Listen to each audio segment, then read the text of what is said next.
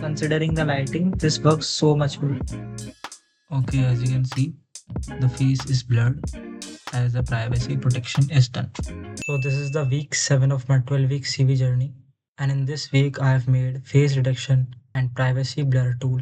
And without wasting further time, let's hop onto the screen. Okay, so in the previous week, we have done the object detection, and in this week, we are going to use the face detection. So first, I have imported a proto.txt model and a cafe model. Proto.txt model is an architecture and it specifies how the shapes are arranged to form a face. And the cafe model stores all the datasets of the faces. So first I have downloaded this from the GitHub. Then I have loaded the neural networks. Then I have started the webcam. So we are using the webcam to feed the live cam face as our data to the neural network, and then let's see if it would identify that it is a face. Then while true function we have used, I have discussed this in the previous weeks that this function is used to capture each of the frame. Then I have calculated the height and the width from the frame.shape array.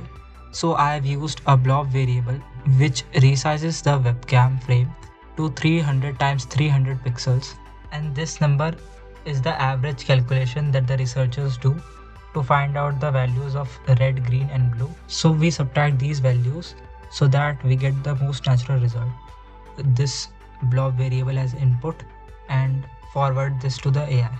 Then we have used the for loop for getting the every detection of the image, then store it as a confidence. So if the confidence is greater than 50%, then we draw a box around the face and say that this is a face. From the detections array, the 3 to 6 values are of the width and the height of the bounding boxes. Then we multiply that from this width and height to get the result. So in the detection array, the width and heights are in the form of percentages, are in the form of ratios actually, that is 0.3, 0.4. So we multiply that with the width and height that we have calculated here from the frame shape so that it adjusts according to the webcam. So we have set the maximum values for the start y, end x and end y, so that the frame does not exceed the webcam value or the webcam window. Then we have drawn the text which prints the confidence and a rectangle with the point start x, start y, end x, end y, green, and 2 stands for the thickness. Then drawing the text background and putting the text. Now let's run this.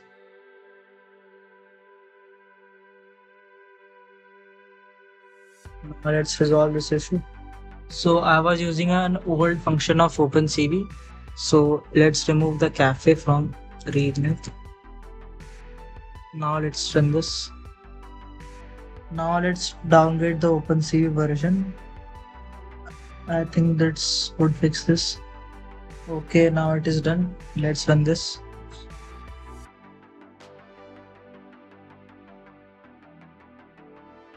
Okay, now this says that it is 90% sure that there is a face. Considering the lighting, this works so much well. So what we'll be going to use is a privacy protection to blur out the faces in an MP4 file. So I have imported a test.mp4 file. So this file contains video of mine. So there is my face. So I need to blur this out. For that blurring process, I have used this process video function which input the path of the test.mp4 file and inputs this into video capture frame by frame. Then get the FPS, width and height of the video. Then it will say initialize this to an MP4 file. Now this is the frame counter. What programmers do is they process the MP4 files in a large amount of batches. So the batch contains a lot of MP4 files. So manually doing this will take a lot of time. For that I have used the process batch function which gets the batch in a single go and converts all this MP4 file to blur. These things are some basic things like adding the MP4, converting the video file to the MP4 and replacing its name.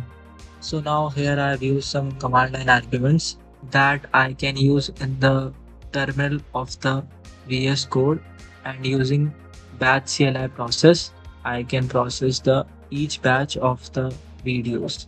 Now let's run this. To blur the input test.mp4 file, I have used this command line argument python privacy underscore CLI. That is my Python file, and the mode is set to the video. Input is this file, and the output must be this. Same type of thing I can do is for the batch processing. I have to create a folder of that contains test files, and then these test file can be converted into the desired product. Now let's run this. So the problem was that the model was in my parent folder. So now I shifted this into the week 7 folder. Now run this. Okay.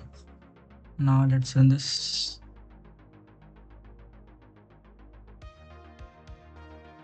Okay, now it's done. Let's watch this video. Okay, as you can see, the face is blurred as the privacy protection is done. And now the same thing will go on for the batch CLI process. Now this is it for the video. Thanks for watching.